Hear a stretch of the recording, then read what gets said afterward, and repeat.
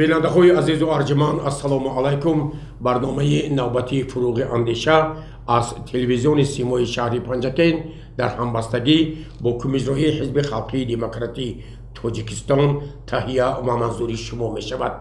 برنامه ما سعادت ملت یعنی وحدت ملت می باشد. نام دارد که با 28مین سالگرد امضای سازشنامه استقرار صلح و رضایت ملی در جمهوری تاجیکستان بخشیده می شود. در این برنامه راهبریت کمیسیون حزب خلقی دموکراتی تاجیکستان، رئیسان تشکیلات‌های ابتدایی، فعالان و سابقه داران حزب خلقی دموکراتی تاجیکستان اشتراک دارند.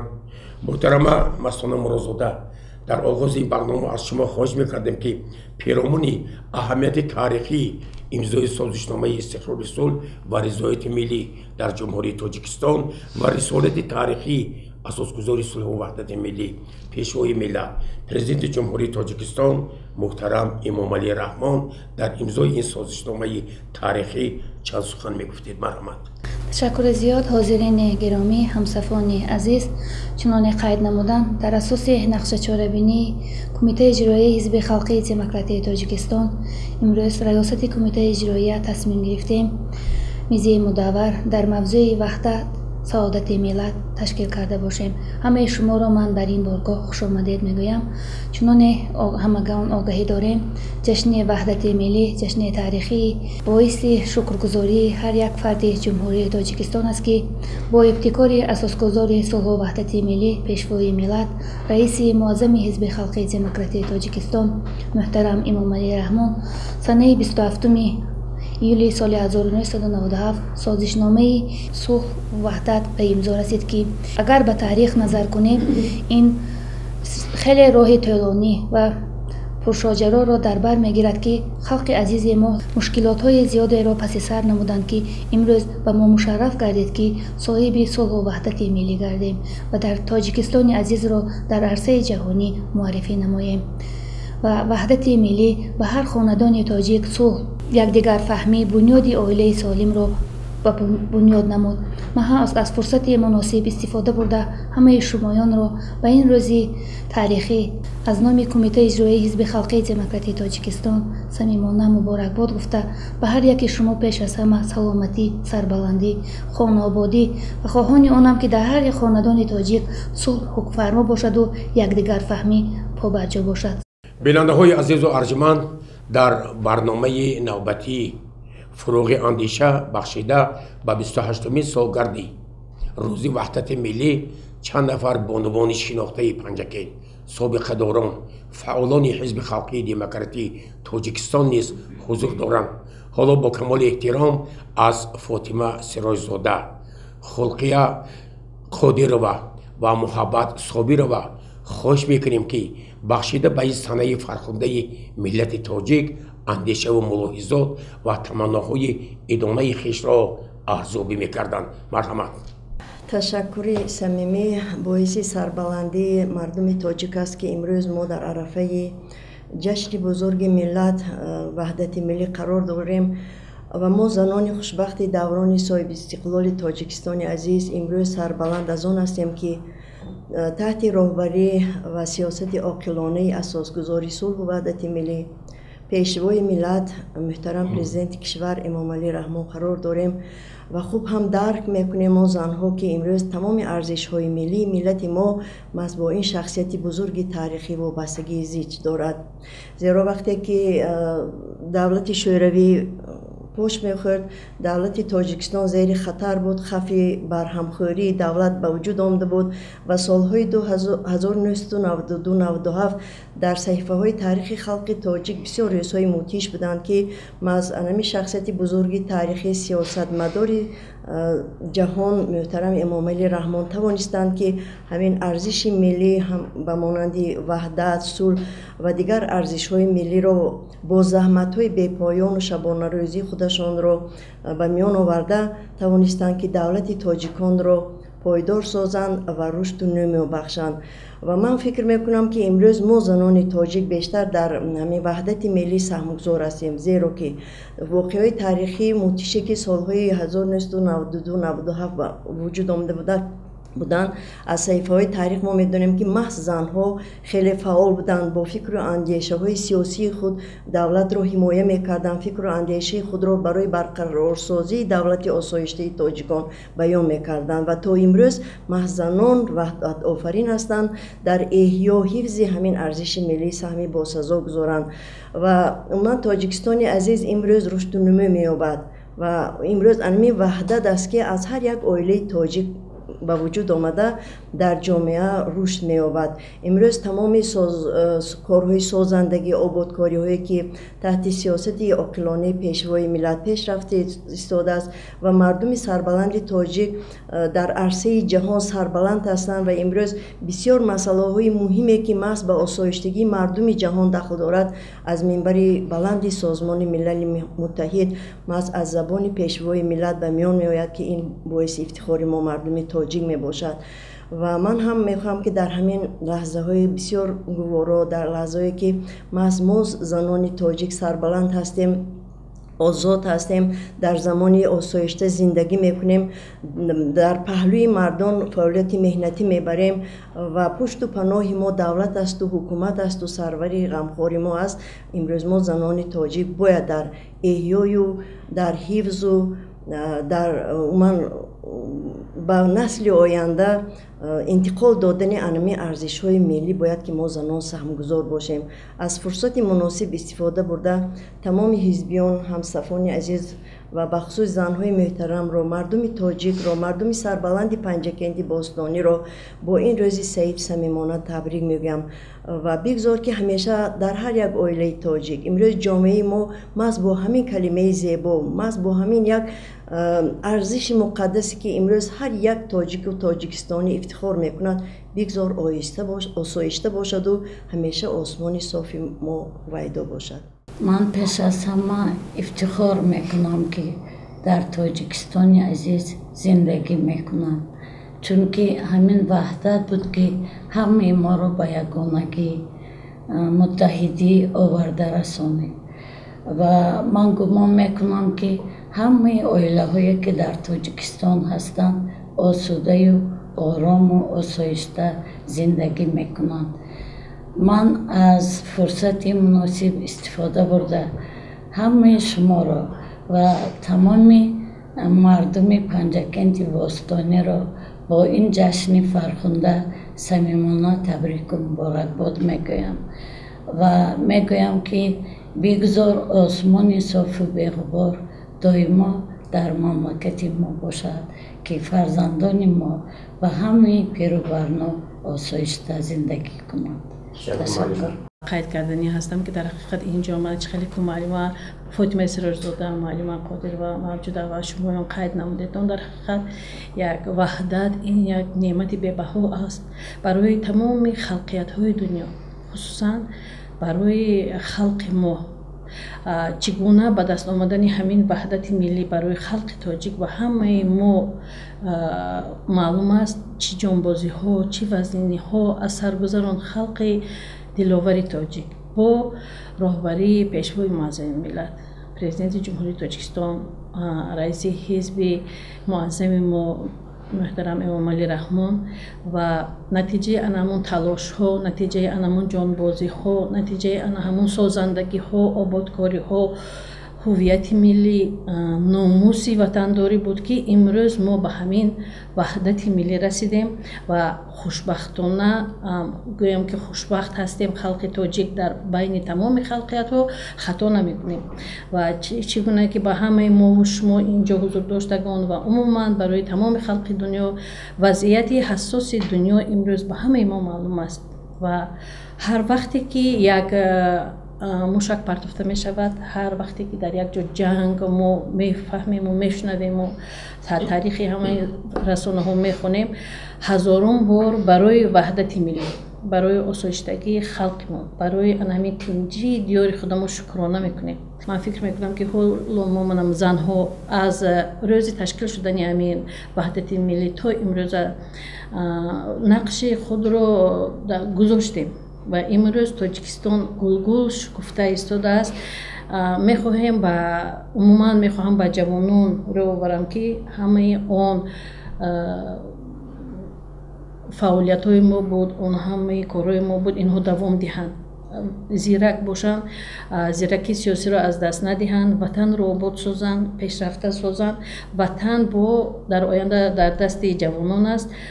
ҳизби халқии демократии тоҷикистон, хусусан кумитаи иҷроии ҳизби халқии демократии тоҷикистон дар шаҳри Панҷакен нақши худро дар ободии ватан, дар таҳкими ваҳдати миллии ватан гузошта омада истодааст ки мо аз ҳамарӯза манами ташкили чорабиниҳою гузаронидани ҳамаи маҳфилҳою ба роҳ мондани чорабиниҳои профилактикии мо ҳамаи ҳаминро дида истодаем ва фикр мекунам ки дар оянда низ Тоҷикистони мо обод бошад. Аз фурсати муносиб истифода мебарам тамоми бошандагони бурунмарзӣ ва халқи Тоҷикистон, тамоми халқи Панҷакенти азизро бо омади иди ваҳдати миллӣ табрику муборакбод мегӯям. Бигзор осмони диёри мо ҳамеша соф бошад. Модарони мо ҳеҷ вақт чашми модарони мо агар ашк бинад, бигзор ашки шодӣ бошад. Бигзор мардуми мо сарбаланди мо ҳама вақт дар хизмати халқу ватан бошанд, пешрафта бошем. Идатон бори дигар муборак бошад. Ваҳдати миллӣ поянда бо. агар мо ба равандҳои имзои созишномаи ваҳдати миллӣ назар афканем, дар ин ҷода нақши ҳизби халқии демократии Тоҷикистон таҳти роҳбарии асосгузори сулҳу ваҳдати миллӣ, пешвои миллат, президенти ҷумҳурии Тоҷикистон муҳтарам Эмомалӣ Раҳмон хеле бузург аст ва хушбахтона имрӯз аъзо фаъолони ҳизб ҳамеша кӯшиш ба харҷ медиҳанд ки ваҳдати мо ҳамчун истиқлолияти мо ҳамеша ҷовидону бардавом бошад. ҳоло бо камоли эҳтиром аз собиқадорон, аз ҷавонон, аз фаъолони ҳизб Мавлуда Бердиева, Зайнура Муҳиддинова ва Мижгона Яҳъёва хоҳиш мекунам ки пиромоди ин санаи фархонда андешаву табрикоти хешро баён мекарданд. Марҳамат. сулҳ, ваҳдат, истиқлолият, якдилӣ инҳо падидаҳое мебошанд ки аз забони сарвари давлат дар паёмҳои худашон хеле ширадор садо медод. ин калимаҳоро тамоми мардуми шарафманди Тоҷикистони азиз хело тарафдорӣ мекунанд. дар ин ид ман гуфтанӣ ҳастам ки яке аз суханҳои таърихии сарвари давлат ки дар сухандаронии худашон гуфтанд ки ман ба Тоҷикистон сулҳ меорам, бо хати зарин дар саҳифаҳои таърих навишта шудааст. ва ман ҳам ба қатори дигарҳо аз ин фурсатҳо хеле истифода бурда тамоми мардуми шарафманди Тоҷикистони азизамро бо иди ваҳдати миллӣ самимона табрику таҳният мегӯям. чунки агар сулҳ бошад, ваҳдат ҳам мешавад. сулҳ бошад, истиқлолият ҳам мешавад. сулҳ бошад, ҳамдигарфаҳмӣ ҳам мешавад. ва хеле шод ҳастам ки дар ин ватани обод зебо зиндагӣ мекунам ва таманнои онро дорам ки бигзор Тоҷикистони азизи мо доимо ҳамихел обод бошад, зебо бошад, мардуми шарафмандаш дар зери сулҳу ваҳдат зиндагонӣ кунанд. ва ҳамаи шумоён ва ҳамаро бори дигар табрик мегӯям. бигзор сулҳ, ваҳдат дар Тоҷикистон пойдору муқаддас бошад. баъди 1880 рӯзи ҷанги бародаркуш ниҳоят офтоби бахт барои мардуми тоҷик хандид. мо бояд барои мутамаддин будани халқи тоҷикро муаррифӣ кардан дар ҷаҳон рӯзи 27 июнро ҳеҷ гоҳ фаромӯш насозем ва аҳамияти онро ба ҷавонон бояд бирасонем, то ки онро азиз, муқаддас ва пос нигоҳ доранд. ҷонбозиҳои он шахсонеро ки дар ин роҳи ҳақ ҷонисориҳо карданд, пос нигоҳ доранд ва бо некӣ ёд намоянд. он мардеро ки ба роҳи ҳақ тамоми вуҷудашро бахшид, бояд ба некӣ ёд кунанд ва қадр намоянд. бошад ки дар Тоҷикистони мутамаддин ҳамеша сулҳу ваҳдат пойдор бимонад. дар кишвари ғам базму тараб мешуда бошад. дар кишвари ғам базму тараб мешуда бошад. дар кишвари ғам хандаву сур мешуда бошад. ин буд ормонҳои мардуми Тоҷикистони азизи мо ки дар солҳои қаблӣ чӣ қадар ҷангу хунрезӣ нобасомониҳоро паси сар карда буданд.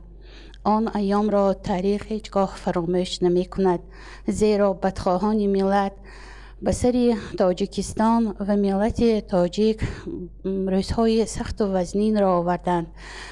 نخواستند که ما به طور آرام و آزاد صاحب استقلالیت دولتی گردیم. فرار گریزگان از وطن، اشک خونبار مادران و نابسامانی ها به ما نگذاشت که به طور عادی و آزاد و آباد زندگانی کنیم و در این عرصه به میدان پا گذاشتن فرزانه ملت پرزیدنت کشور محترم امام علی رحمان به ما صلحی در انتظار آورد. ما امروز شکرگزار از آن هستیم که در چنین فضای آرام و آسوده زندگانی و عمر به سر میبریم.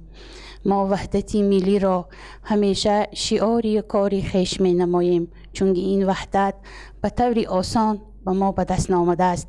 در کتاب معمار تاریخ عیان است که چقدر محترم امام علی رحمان برای به دست آمدن این وحدت جانبازی ها نمودند. خدمت های شبانه روزی سرور دولت ما را به خوشبختی ها رسانید و امروز از نام کل شما اشتراکداران به پیشوای معظم خود گفتنیم. خوشبخت باشد جناب عالی که ما را به خوشبختی ها آوردید. تاجیکستانی عزیز را به دیاری زیبا و ارمانی تبدیل دادید. به همه شما روز وحدت ملی را مبارکباد میگویم. در سیمای عارفانه و عاقلانه شما به کل مردم تاجیکستان این سنه خاطرمان و ارجمند را مبارکباد میگویم.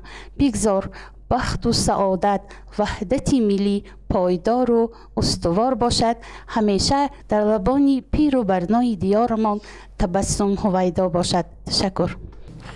بیننده های عزیز و ارجمند، در برنامه فروغ اندیشه از تشکیلات های ابتدایی حزب، کارمندان مسئول دستگاه مرکزی کمیسیون حزب خلقی دموکراتی تاجیکستان نیز شرکت می‌ورزند. حالا با کمال احترام از نصیبه سعیدова، آموزگار مؤسسه تحصیلات میانه عمومی رقمی 3 و اعضای حزبیان و همزمان از فرزانه مجیدова، رئیس تشکیلات ابتدایی شفقت اویتسیدا و از علیشیر مطربوف، مدیر شعبه تبلیغات و اطلاعات کمیسیون حزب خلقی دموکراتی تاجیکستان در شهر پنجکین خواهش میکردم که پیرامون این سنه فرخنده تاریخی اندیشه های خویش را بیان میکردند. البته امضا گردیدن سازشنامه عمومی استقرار صلح و رضایت ملی برای ما جوانان خوشبخت و سعادتمند تاجیکستان، میوه های استقلال تاجیکستان، یک خوشبختی و یک سعادتمندی بزرگ است. برای برگزار گردیدن این روز فرخنده، این روز تاریخی، این روزی که در صحیفه های تاریخ تاجیک همچون صحیفه طلایگین تاریخ ملت تاجیک ابدا نقش بسته است، خیلی روزی با سعادت است. البته برای امضا گردیدن سازشنامه عمومی استقرار صلح و رضایت ملی که 27 ایون سال 1997 در شهر مسکو امضا گردیده است، سهم پیشوای معظم ملت امام علی رحمان، رئیس کمیسیون آشتی ملی سید عبدالله نوری و نماینده سازمان ملل متحد گنریخ مریم خیلی کلان است و این روز همچون روزی تاریخی تاجیکستانی باثبات در صحیفه های تاریخ ما ابدا نقش خواهد بست. برای به دست آوردن صلح و وحدت ملی تاجیکان، زحمت های شبانه روزی پیشوای ملت، مردم تاجیک، البته یک دلی و یک دیگر فهمی آنها بود که این روزهای خوب را ما دیدیم و خوشبختانه به این روزهای نیک رسیدیم. از فرصت مناسب استفاده برده همه همدیاران عزیزم را با این روز فرخنده تاجیکستان از صمیم قلب تبریک میگویم و آرزومند آن هستم که الهی همیشه در تاجیکستان عزیز ما صلح و وحدت همیشگی پای برجا باشد. وحدت ملت سعادت ملت است. این پا برجاست که ما نسل جوان این را بگذار ما آن روزهای مدهش را ندیده باشیم، هم در دوران استقلالیت در شرایط خیلی خوب تعلیم و تربیه گرفته به پایان رسیده باشیم. هم از پدران، مادران، بیوی و باباهایمان بسیار شنیده هستیم، دیده هستیم و کوشش میکنیم که بر نسل‌های آینده همه آنچه را که ما از تاریخ به خود گرفتیم برسانیم تا هر یک نسل، هر نسل به نسل به قدر این روز تاریخی، به این روز مهم تاریخی که وحدت ملت ماست برسند. زیرا که وحدت نباشد از تنجی و امانی و زندگانی آسایشته آرزو کردن هم نمی شود و برای اینکه ما آسایشته زندگانی کنیم ما باید که تاریخمان را دانیم. اگر ما تاریخ را ندانیم آینده من را درست ساخته نمی توانیم. دانستن تاریخ به ما باعث می شود که ما زندگانی چنین آسایشته خود را ابدا نگاه داشته توانیم.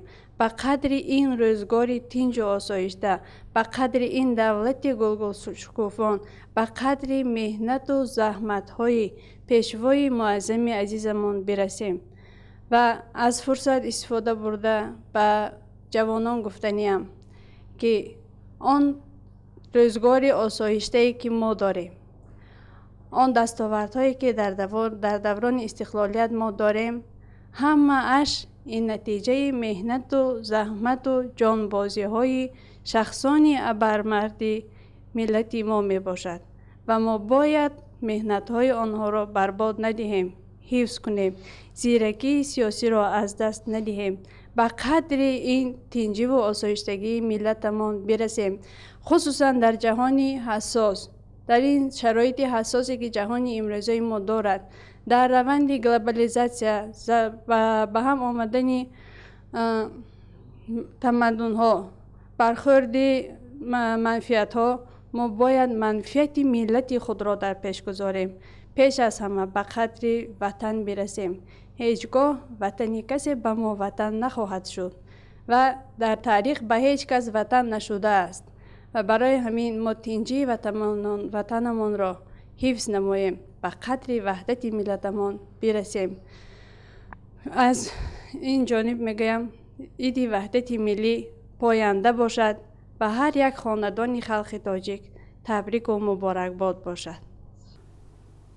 هر آن نفری که در اون زمان، در اون لحظه ها به سر برده است، اون اوضاع ناآرام جامعه تاجیکستان را که به چشم سر دیده است، چون به این روزی با سعادت، چون به این روزی پر از شادی و نشاط رسیده است، ما اطمینان کامل داریم که از صبح تا شام، از شام تا سحر شکر خواهد گفت.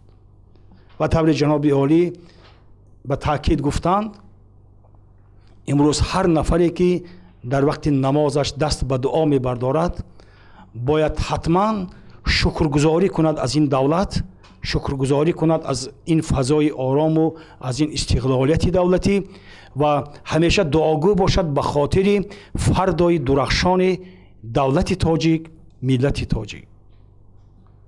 همون زمانهای مصرعهای جاویدانی استاد لایق در تمام گوشه و کنار تاجیکستان عزیز تنین انداز گردیده بودند که گفته بودند رحم پروردگار ما آمد، نور حق بر دیار ما آمد، جنگ بنیادسوز ما بگذشت، صلحی در انتظار ما آمد.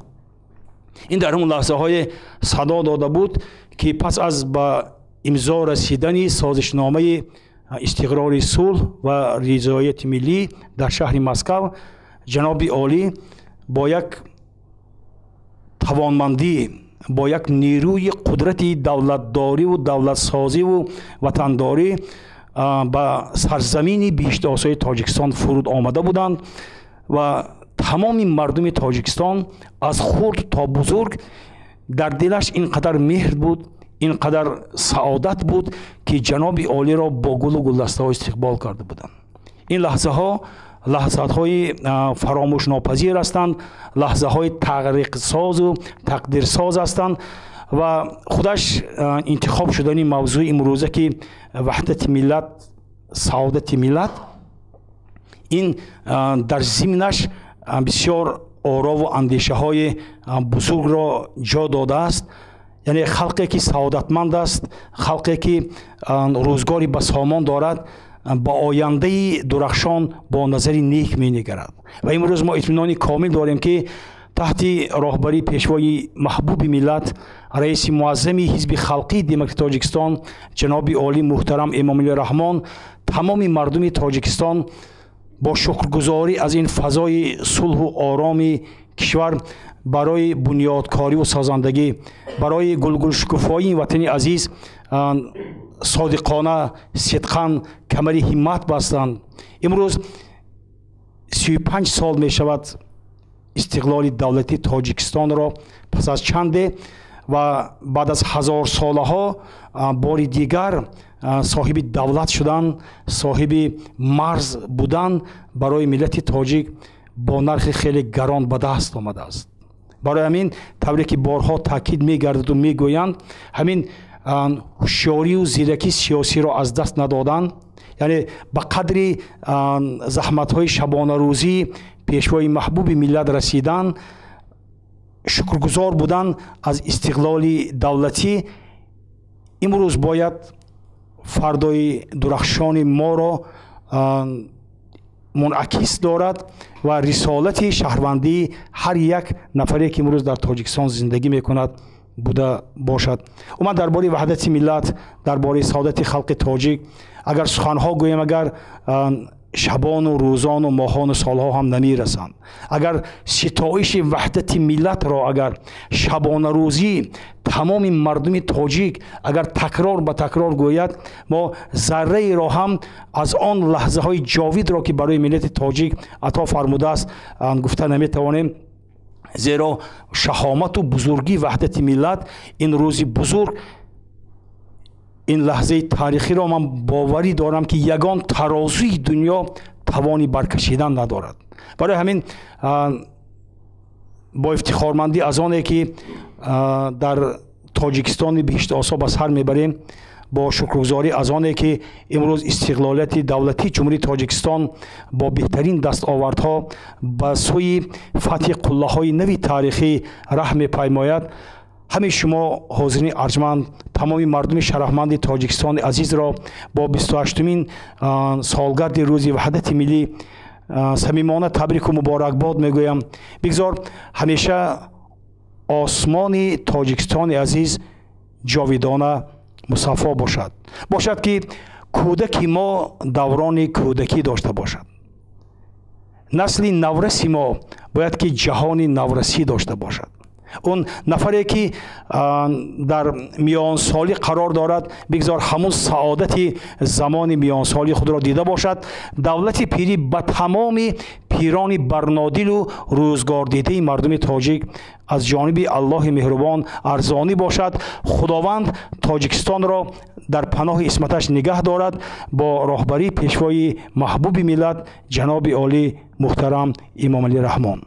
بیننده های عزیز و ارجمند، در خاتمه این برنامه من به راهبریت کمیسیون حزب خلقی دموکراتی تاجیکستان، فعالان، سابقه داران، رئیسان تشکیلات های ابتدایی این حزب برای اشتراک و ابراز اندیشه و تمنده های خیلی صمیمانه به افتخار 28مین سالگرد روز وحدت ملی عرض سپاس میکنم و اطمینان کامل دارم که کشور خورشیدی ما تحت راهبری اساسگذاری صلح و وحدت ملی، پیشوای ملت، پرزیدنت جمهوری تاجیکستان، معمار صلح تاجیکان محترم امام علی رحمان به قله های بلندی ترقیات میرسد و امید میکنم که خداوند بزرگ وحدت ملی ما را 1000 ساله ها بردوام و جاویدان باقی می‌دارد و ما فرزندان این دیار به مراد و مقصدهای نجیبانه خویش میرسیم.